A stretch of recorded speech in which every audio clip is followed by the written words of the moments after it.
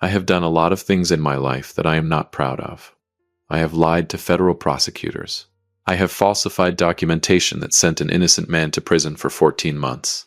I have run cons so clean and so precise that the people I ran them on thanked me afterward, genuinely, warmly, not knowing yet what I had taken. I have been, at various points in my adult life, a fraud investigator, a fraud perpetrator, a government asset, a government liability, and a man sitting alone in a parking lot at 2 a.m, wondering which version of himself was the real one. I walked away from all of it 3 years ago.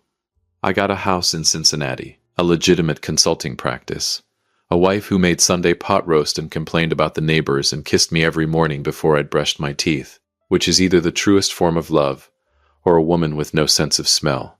I thought I was done. I thought wrong. Welcome back to Dad's True Revenge. Grab your snacks, get comfortable, and remember, the people in these stories had every chance to behave themselves. They just chose wrong. Drop a comment and be sure to subscribe.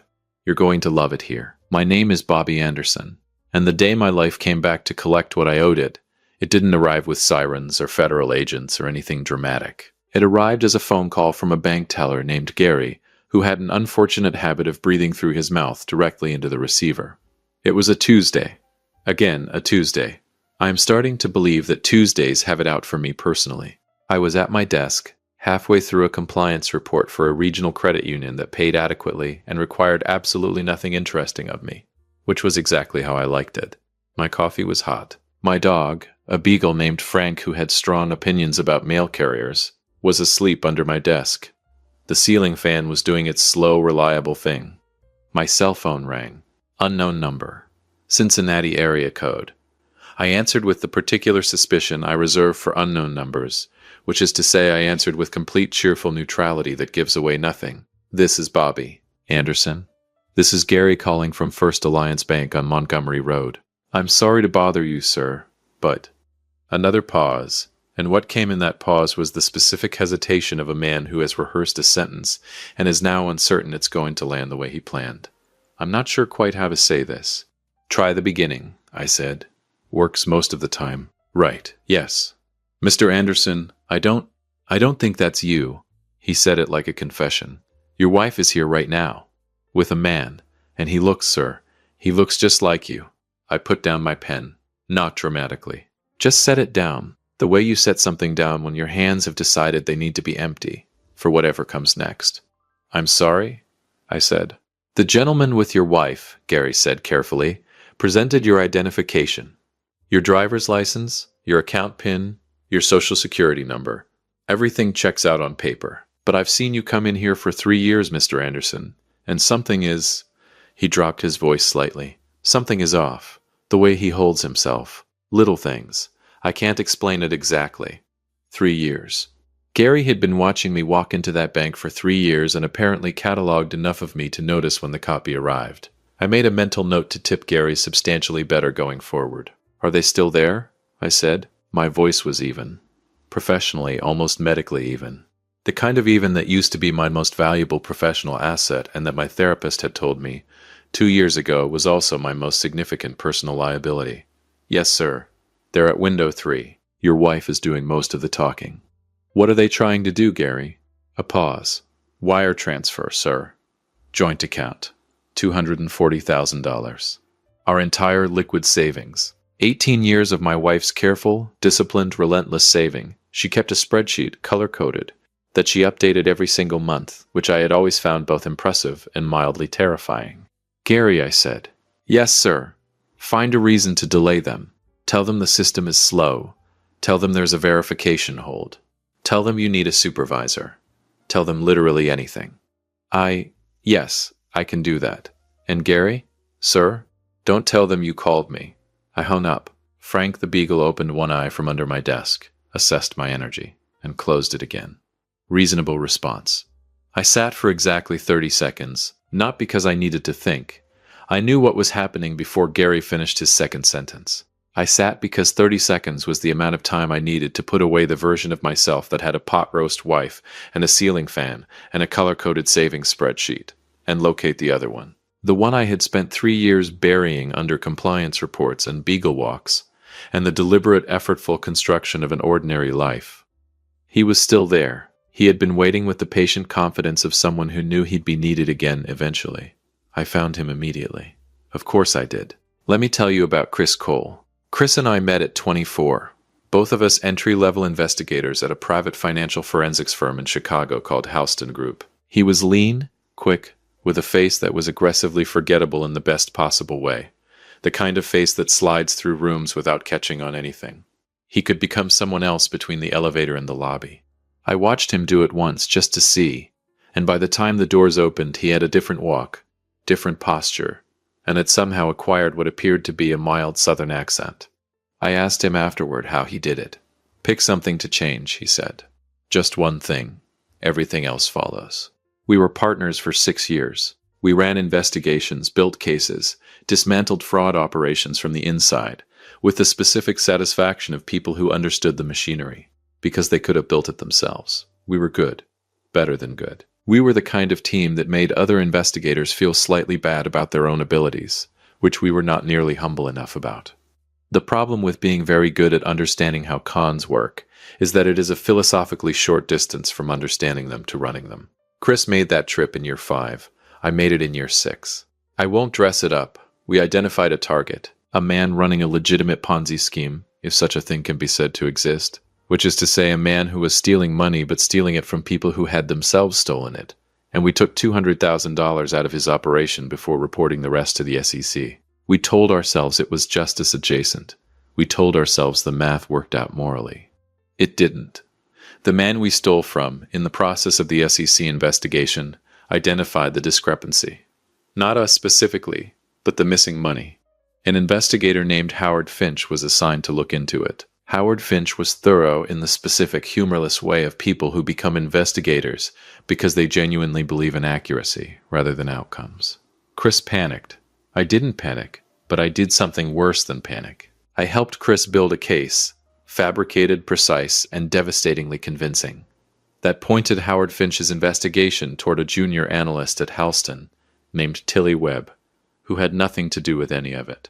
Tilly Webb spent 14 months in federal prison. He was 27 years old. Chris and I walked away clean.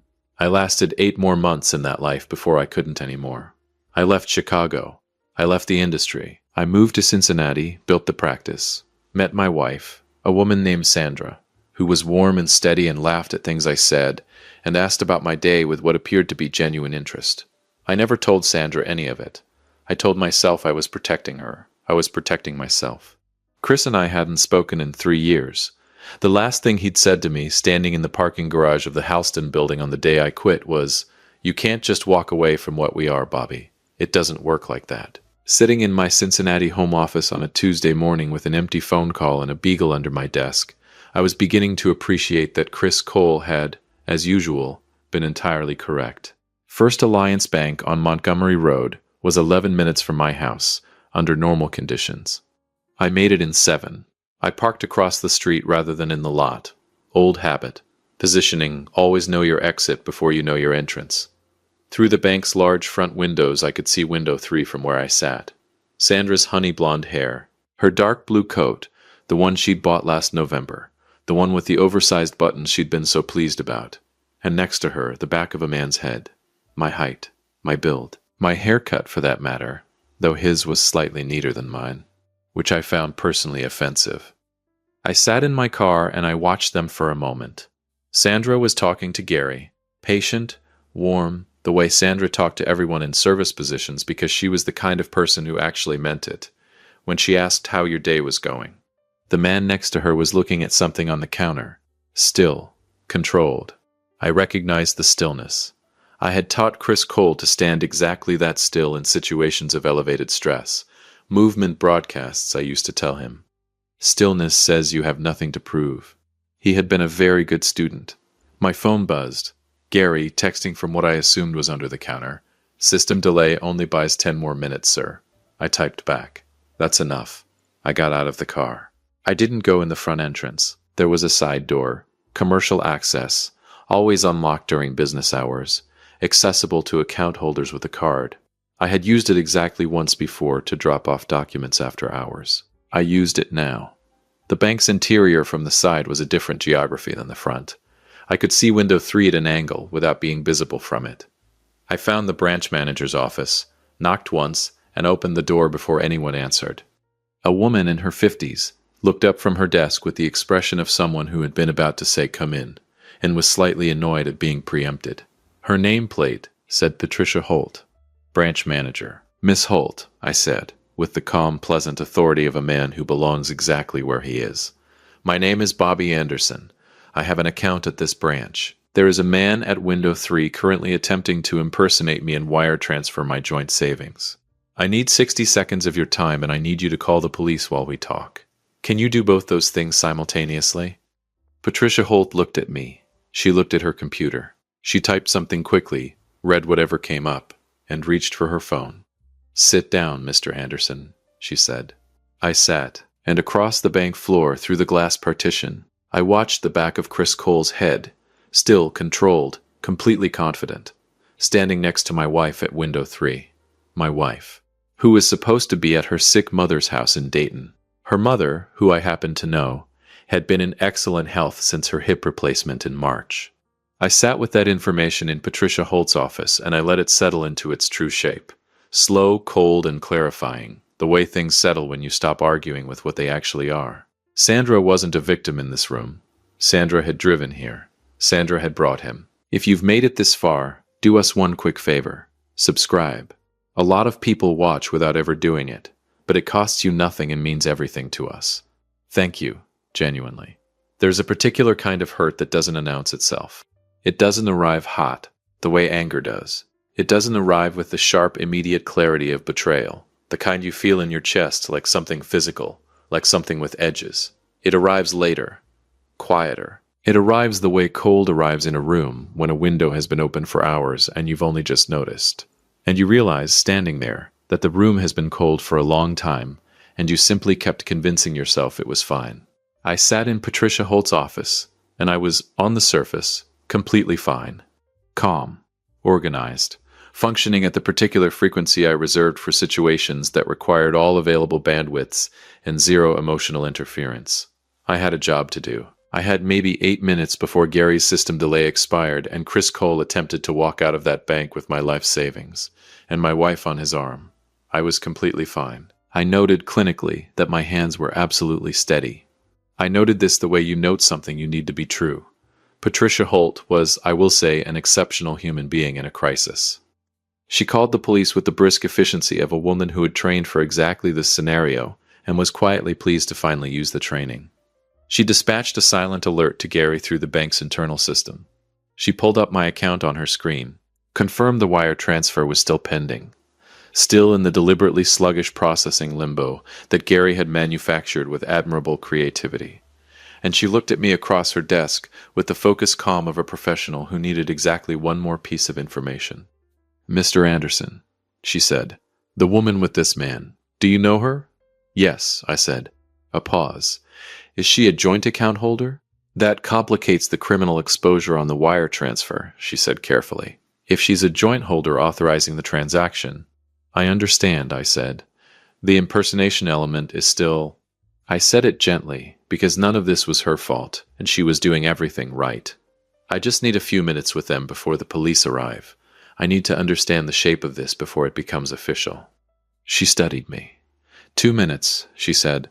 "The officers will be here in 5. 2 is enough." She stood, smoothed her jacket, and led me out of her office onto the bank floor. "I will tell you something about seeing a person impersonate you. It is one of the stranger experiences available to a human being. Stranger than I had anticipated, and I had spent considerable professional time thinking about impersonation from the technical side. But the technical side doesn't prepare you for the visceral, slightly surreal experience of walking up behind your own silhouette and tapping it on the shoulder. I didn't tap him on the shoulder.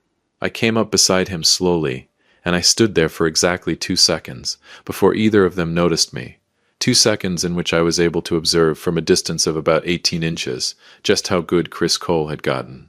The haircut was mine. The posture, that particular way I stand with my weight slightly left, a habit from an old ankle injury, was mine. He had my cadence when he spoke, the slight Chicago flatness that 3 years in Cincinnati hadn't fully smoothed out. He was wearing a jacket in almost exactly the shade of blue I wore most often. which meant Sandra had told him. Which meant Sandra had been paying attention for longer than I wanted to think about while standing in a bank.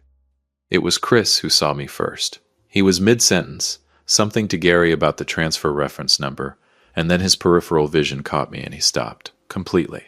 One word into the sentence, no trailing off. Just stopped. Like a recording cut. He turned his head. We looked at each other, and Chris Cole smiled. Not a villain's smile. Not triumphant. Not cruel. It was the smile I remembered from 6 years of partnership. The slightly rueful, genuinely warm smile of a man who had missed you and was choosing an extraordinarily inconvenient moment to show it. "Bobby," he said. "Chris," I said. Sandra turned. Here is what Sandra's face did. And I am going to be precise because the sequence matters. First, shock. Genuine, unperformed. The kind that rearranges a face before the person wearing it can intervene. Then, something that was almost relief. So brief it was barely there. But I had spent 3 years learning the specific geography of Sandra's expressions, and I saw it. Then, fear. Not of me. Something more complicated than that. The fear of a person watching two separate worlds make contact for the first time. "Bobby," she started. "Don't," I said, not harshly. "Just, not yet." I looked at Chris. "Outside," I said. "Both of you. Right now." Chris glanced at Gary. Gary, God bless him, was staring at a point roughly 6 inches above all of our heads, with the concentrated neutrality of a man who had decided that whatever was happening at window 3 was categorically above his pay grade. Chris straightened, adjusted his jacket. My jacket's color, my jacket's cut. "The transfer," he began. "Chris," I said his name the same way I used to say it when he was about to do something I'd already accounted for. The same tone. He heard it the same way he always had. He came out from behind the counter. We stood on the sidewalk outside First Alliance Bank in the November cold. The 3 of us, in the specific configuration of people who all know something that none of them have said yet. Sandra had her arms crossed, not defensively. I knew that posture. That was Sandra cold. Sandra trying to hold herself together through the physical act of self-containment. She was looking at the ground. Chris was looking at me with the expression of a man who has prepared for multiple versions of this conversation and is waiting to see which one we're having. I looked at him for a long moment. "Tilly Webb," I said. Something moved through Chris's face, gone in an instant. But I saw it. The same thing I saw in my own mirror for months after I left Chicago. The specific expression of a name you've trained yourself not to flinch at, and still flinch at. "Bobby. He got out 14 months ago," I said. "I know his release date. I know where he is. I know he went back to school. Accounting, which is either ironic or logical depending on how you look at it. I know he has a daughter now. I know he lost his first 3 years of her life." I paused. I know that because I checked. Every 6 months. Because knowing doesn't fix it, but not knowing is worse. Chris was quiet. "How long have you known about Sandra?" I said. A pause. 2 years, he said. I absorbed that. 2 years. Sandra and I had been married for 3, which meant that somewhere in the first year of my deliberately ordinary Cincinnati life, the consulting practice, and the beagle and the color-coded spreadsheet, Chris Cole had found me, assessed me, and identified the precise mechanism that would hurt me most efficiently. And then he had waited a year before using it. That was the Chris I knew. Patient. Architectural. Never rushing to the destination when the journey could be made to serve the outcome.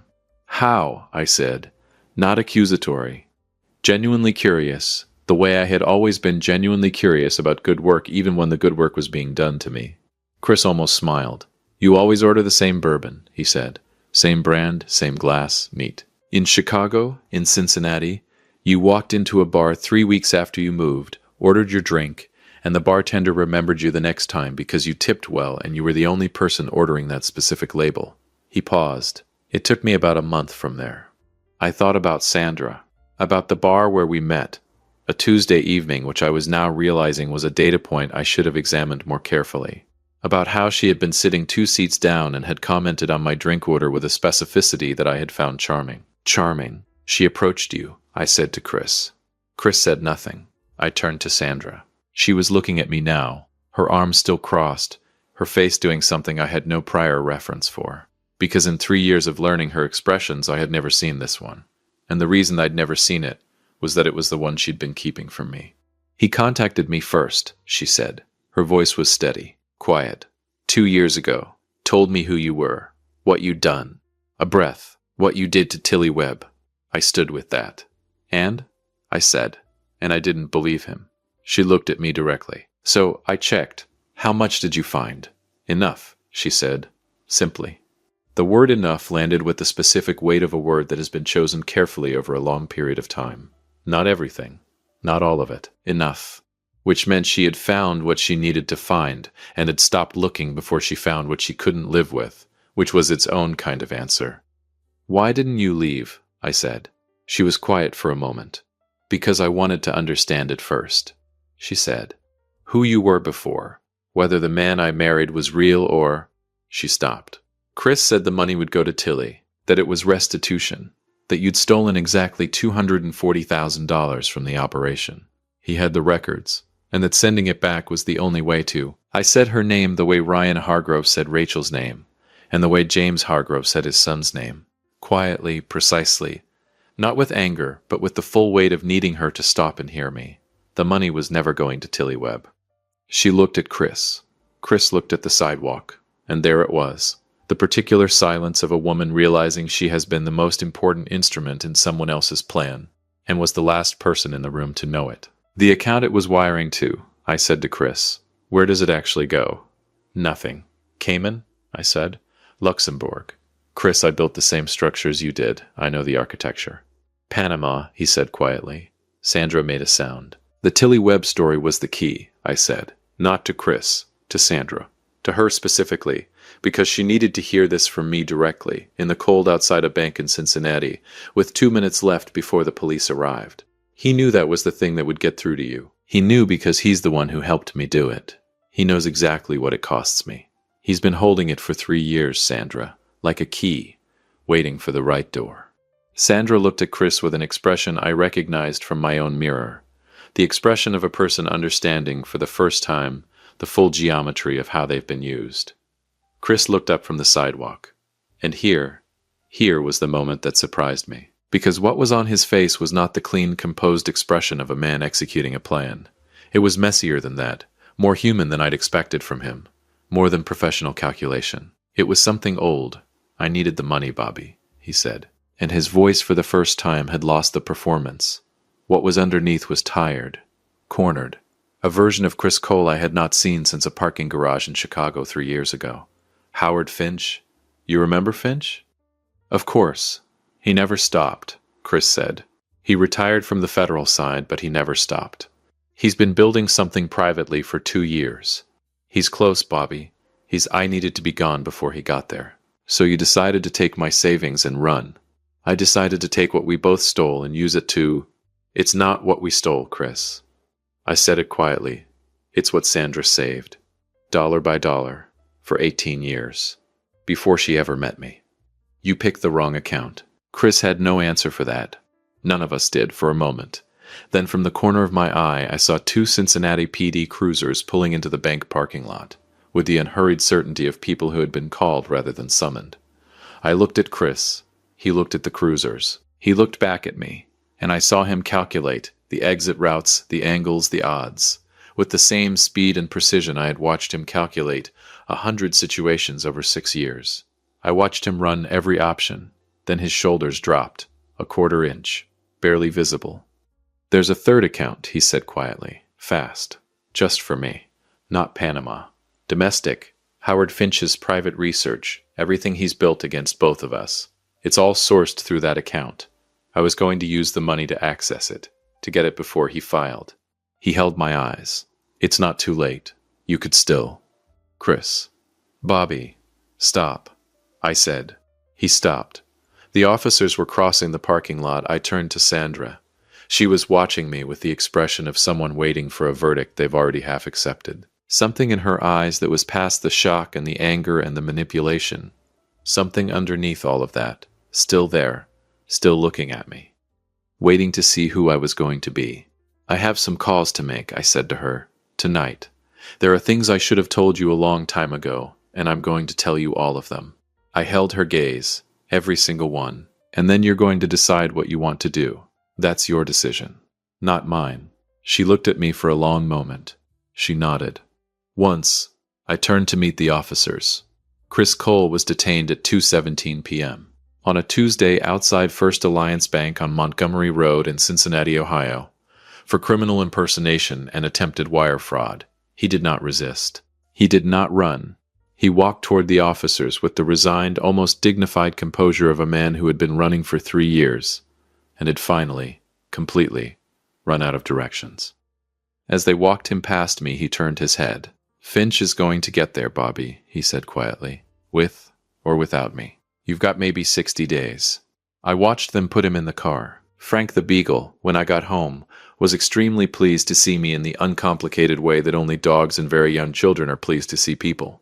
Without condition, without history, without any of the weight that comes from knowing someone fully. I sat on the kitchen floor with him for a while. Then I got up, made coffee, sat at the kitchen table, and started making calls.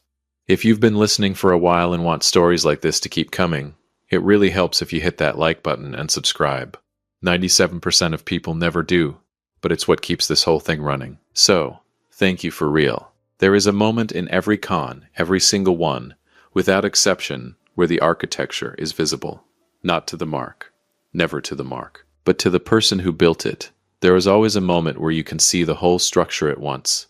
Every load-bearing wall, every false door, every carefully placed detail that makes the artificial look inevitable. You see it the way an architect sees a building they designed, not as a finished thing, but as a series of decisions, each one depending on the one before it. I had built enough of them to know what that moment felt like. Sitting at my kitchen table on a Tuesday night in Cincinnati, with cold coffee and a beagle asleep on my feet, and my wife in the next room doing the specific silence of a woman who is waiting with the patience of someone who has already waited 2 years and can manage a few more hours. I could see the whole structure. Not Chris's. Mine. The one I had been building for 3 years without knowing I was building it. The ordinary life. The compliance reports. The deliberately unremarkable practice. Every decision I had made since Chicago, laid out in sequence. And at the center of all of it, the load-bearing wall I had never examined, was Tilly Webb. I'm 27 years old, 14 months in federal prison. 3 years of his daughter's life he didn't get back, because of me. Not because of Chris, because of me. Chris had panicked. I had aimed the panic. I sat with that for a long time. Frank snored. The ceiling fan turned, and then I picked up my phone and made the first call. His name was still in my contacts. I had never deleted it, and I had never examined why I had never deleted it. Whether it was guilt keeping it there, or something else. Some part of me that knew this phone call was always going to have to happen eventually. It rang 4 times. Then, hello? A voice I recognized and didn't recognize simultaneously. Older, careful, with the specific wariness of a man who had learned that unknown callers rarely brought good news. "Tilly," I said. "This is Bobby Anderson." The silence that followed was the loudest silence I have ever personally produced. It lasted long enough that I checked the screen to confirm the call was still connected. Then he said, in a voice stripped of everything except the raw material underneath, "Why are you calling me? And because things are happening that involve you whether you want them to or not, and you deserve to know before they arrive at your door." I paused. "I'll understand if you hang up, but I'm asking you not to." Another silence. Shorter. "Talk," he said. I told him everything. Not the abbreviated version. Not the version with the softened edges and the context that makes the teller look slightly less like what they actually were. The whole thing, the operation, the money, the decision Chris and I made, the fabricated evidence, the specific way I had constructed the case against him, with the same professional precision I had used to construct legitimate cases for 6 years. I told him about leaving Chicago, about Cincinnati, about the consulting practice, and the deliberate ordinariness of the life I had built, partly because I wanted out, and partly because I did not entirely believe I deserved more than ordinary. I told him about today, about Chris, about Sandra, about Howard Finch and the 60 days Chris had mentioned outside the bank. When I finished, there was a silence that was different from the first one. Fuller, like a room after something loud has stopped. "Your daughter," I said. "How old is she now?" A pause. When he answered, his voice had changed in a way I couldn't fully name. "4, he said. "Her name is Joy." I closed my eyes briefly. "Tilly, I can't give you back what I took from you," I said. "I know that. I'm not calling to ask for forgiveness, and I'm not calling to make myself feel better about something that doesn't deserve to feel better. I opened my eyes. I'm calling because there's a way to make this right. Not completely, not in the way it should be right, but in the way that's still available. And it requires you to make a decision about whether you want to be part of it. He was quiet for a long time. Then he said, "What kind of decision?" Howard Finch arrived on a Thursday. I knew he was coming because I had called him first, Wednesday morning before my coffee was finished, before Sandra came downstairs, before I had fully talked myself into it. And while the part of me that hadn't fully talked myself into it could still be overruled by the part that knew it was the only move. Howard Finch was 61, retired from FBI financial crimes, with a voice like gravel being poured into a metal bucket, and the specific patient energy of a man who had spent 40 years being right about people and had learned to wait for them to confirm it. He had been building a private case against Chris and me for 2 years. Chris had been right about that. What Chris hadn't known, what I was counting on Chris not knowing, was that Howard Finch was not building the case to profit from it. He was building it because Tilly Webb had been his case. The wrongful conviction had lived in Finch's chest, like a splinter, for 3 years, working its way deeper every time he thought about it. And he had retired from the Bureau 6 months after Tilly's release, and started pulling the thread privately on his own time, with his own money, because some things a person cannot leave unfinished. He drove from Chicago to Cincinnati in a rented Ford, and sat across from me at my kitchen table with a legal pad and a cup of coffee he didn't touch. And he looked at me the way a man looks at something he has been trying to find for 2 years, and is now deciding what to do with. "You called me," he said, not accusatory, just noting the fact. "I did," I said. "Why?" "Because Chris Cole told me you were 60 days out," I said. "And I decided I'd rather come to you than have you come to me." Finch looked at me steadily. "That's the strategic reason," he said. "What's the real one?"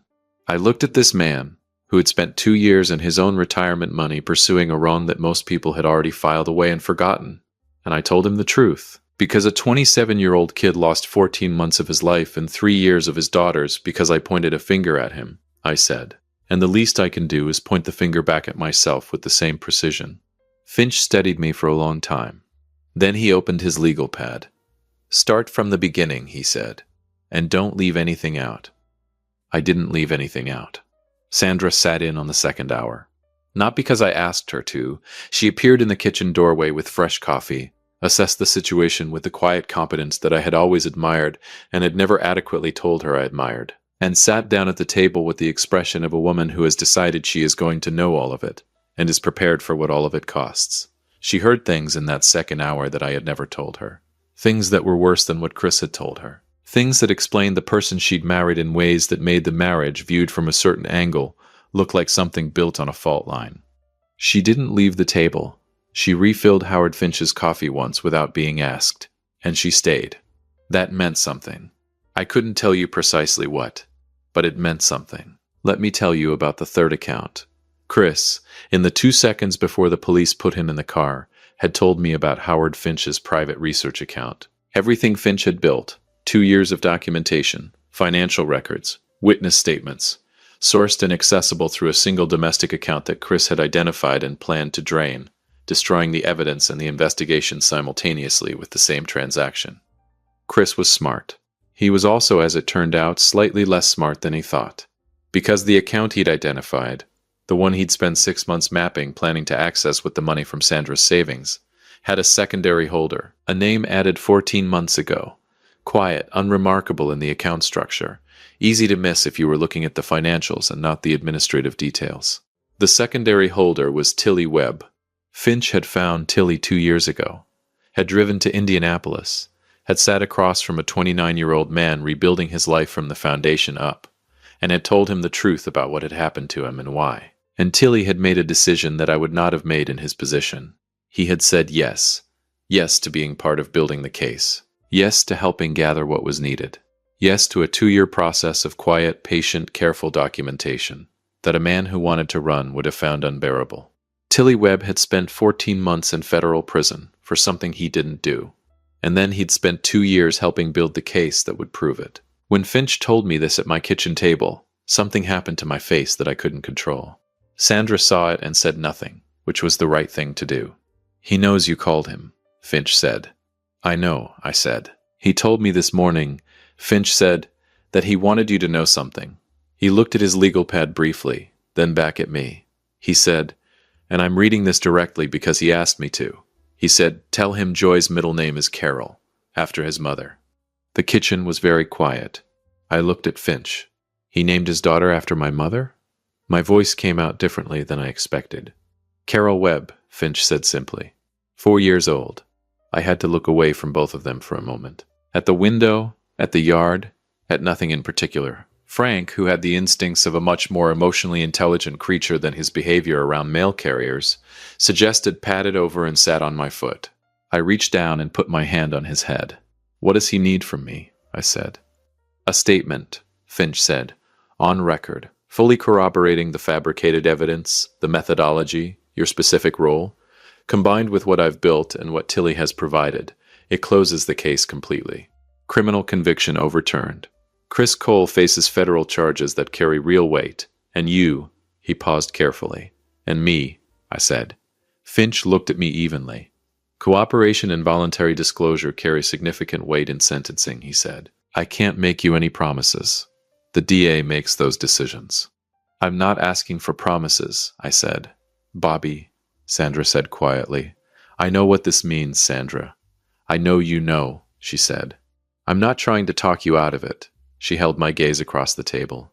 I'm just saying your name so you know I'm here. I looked at my wife, this woman who had been approached by my former partner, handed the worst version of who I had been, and chose to stay at the table long enough to find out if there was more to the story. Who had been manipulated and used and had every reason to be walking out the door and was instead sitting in our kitchen at 10 in the morning, offering Howard Finch a second cup of coffee. I know, I said. I turned back to Finch. Where do I sign? I said. Here is what happened, in the clean, factual sequence that lives at the other end of all of it. Chris Cole was charged with criminal impersonation, attempted wire fraud, and once my statement was added to Finch's case, conspiracy in the original securities fraud and wrongful conviction of Tilly Webb. He pled guilty to reduced charges 11 months later and received 6 years. He will be 51 when he gets out. I received 18 months of supervised release, a substantial financial penalty, and a permanent bar from the financial industry. My attorney said it was the best outcome the cooperation agreement could have produced. She said it with the careful neutrality of a woman who did not want to editorialize. The consulting practice closed, obviously. Tilly Webb's conviction was formally overturned 7 months after my statement. There was a brief news cycle about it, the kind that arrives fast and leaves faster, because the world moves quickly, and wrongful conviction stories are, devastatingly not uncommon enough to hold attention for long. Tilly gave one interview to a reporter in Indianapolis in which he said he had no comment about the people responsible and was focused on his daughter. His daughter, Joy Carol Webb, 4 years old, named after a woman she would never meet, carrying a name given by a man whose capacity for grace so far exceeded his circumstances that I had no adequate framework for it. I have not contacted Tilly again. That was his boundary, communicated through Finch, and I will hold it for as long as he holds it and indefinitely after that if that's what he needs. Some debts are not repaid by the debtor. They are carried. You carry them not because carrying them changes anything for the person you wronged, but because putting them down would require a kind of forgetting that you have no right to. I carry it. Sandra and I sold the house in November. We moved to a smaller place in Kentucky, across the river, the kind of town where nobody knows your name yet, but the hardware store owner will learn it inside a month, because that's what hardware store owners do. I got a job teaching financial literacy at a community college, which pays a third of what the consulting practice paid and requires me to be coherent at 8 in the morning, which is genuinely the hardest part. Sandra got a position at a local nonprofit. She comes home with paperwork and genuine complaints about her coworkers, and occasionally with the leftover food from their fundraising events, which are always aggressively wholesome, and which Frank the Beagle has strong opinions about. We are, by most external measurements, unremarkable. We are, by every measurement that actually matters, more honest with each other than we have ever been. Because there is nothing left to protect. I told her everything. Every version of myself, every choice, every calculation. I handed it all over and she held it and made her decision. She stayed. Not because the past was acceptable. It wasn't. Not because I deserved it. I didn't. She stayed because she decided, with full information and clear eyes, and the sovereign authority of a woman who knows exactly who she is, that the man at my kitchen table making calls at midnight was someone she wanted to know. That distinction matters to me more than I can say. I think about Chris Cole sometimes, not with anger, with something more complicated, the sad, clear-eyed recognition that we were the same person for 6 years, and then made different choices at the same fork, and that the choices compounded over time until we were standing on opposite sides of a thing that could not be crossed. He was brilliant. He was at his best the best partner I ever had, and he used every gift he had in service of a fear he never once faced, directly. I understand the fear. I had the same one.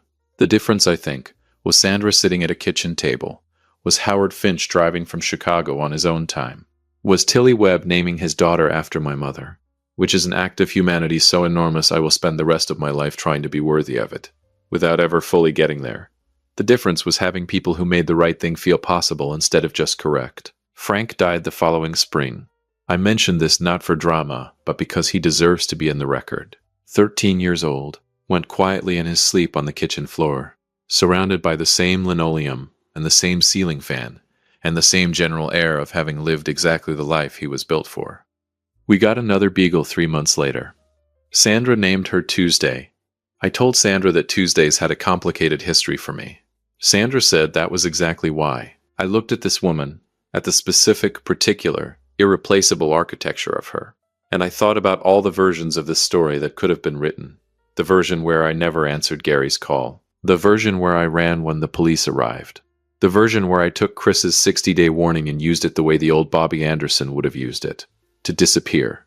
And then I looked at Tuesday the Beagle, who had the same strong opinions about mail carriers as her predecessor, and was already in the process of establishing herself as the dominant personality in our household.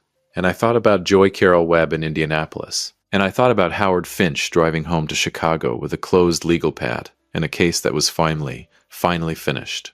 And I thought about my mother, Carol Anderson, a woman I have not mentioned until this moment because she belongs at the end of this story rather than the beginning, who raised me alone in a small apartment in Chicago and who told me exactly once, when I was 9 years old and had lied about something I no longer remember, something I have never forgotten. She said, "Bobby, the truth doesn't need you to protect it. It just needs you to stop hiding from it." I spent 30 years hiding from it. I spent one Tuesday finding my way back. My name is Bobby Anderson. I am a former fraud investigator, a former fraud perpetrator, a community college instructor, and a man who answers the phone when unknown numbers call, because I have learned at considerable personal expense that the calls you don't want to take are usually the ones you need. I have been the mark. I have been the architect. I have been, on my best day, the man who picked up the phone and told the truth to everyone who needed to hear it. That last one is the one I'm working on being again, every single day. That's the whole story. Except for Tuesday the Beagle, who is currently eating something she shouldn't be. And that story never ends. If you like this story, join our community by hitting that like button and subscribing for more real, raw, and family-centered stories. And as always, thank you for being a part of this sphere.